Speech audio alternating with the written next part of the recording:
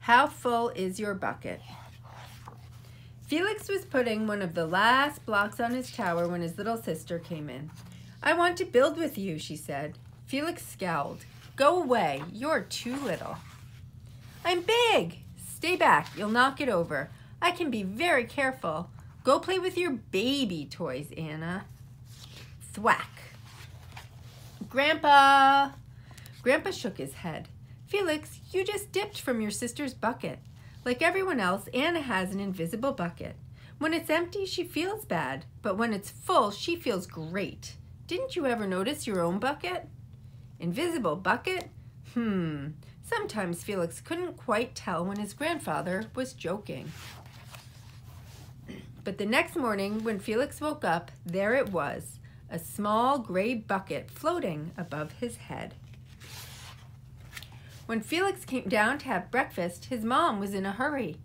I've got a meeting this morning, and it's almost time to go. Anna, sit still. Felix slipped, and choco wheat scattered across the floor.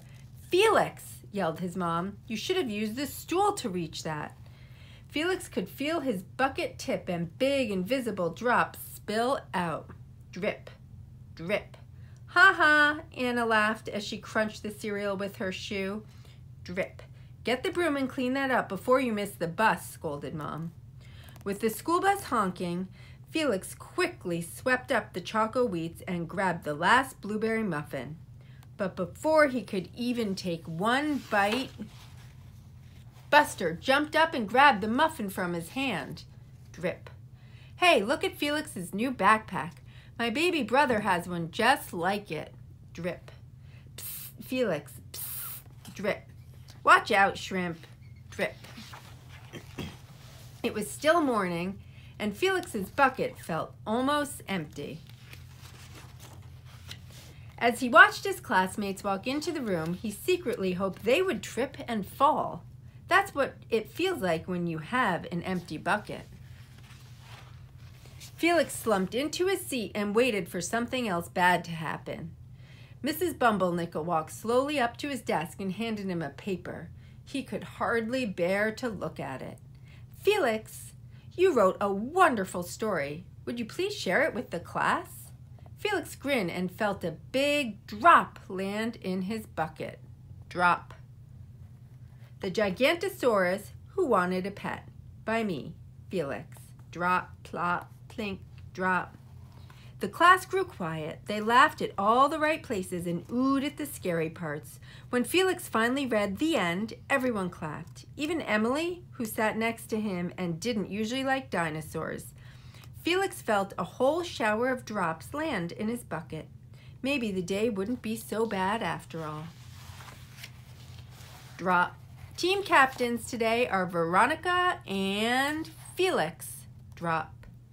Nice cow. It's a dog. Well, nice colors there, Felix. Cool laser ant backpack, Felix. Drop. By afternoon, Felix's bucket was nearly full. At recess, when he looked around, Felix suddenly realized that his grandpa was right. Everyone else had a bucket too. Let me help you. Drop, drop. Here's your baseball. Catch. Thanks, dude. Drop, drop. Hi, I'm Felix. First day? Yes, I'm Amir. Drop, drop.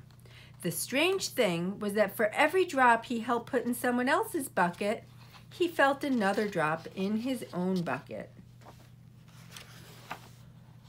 When Felix burst into the door after school, he shouted, "You were right, Grandpa. I do have a bucket, and I understand how it works." Then he saw Anna's torn doll. "Bad dog," he almost scolded. But then he thought, dogs might have invisible buckets too. "Your doll will be okay, Anna," said Felix. "Mom will fix her. Until then, do you want to help me build the tallest building in the world with my blocks?"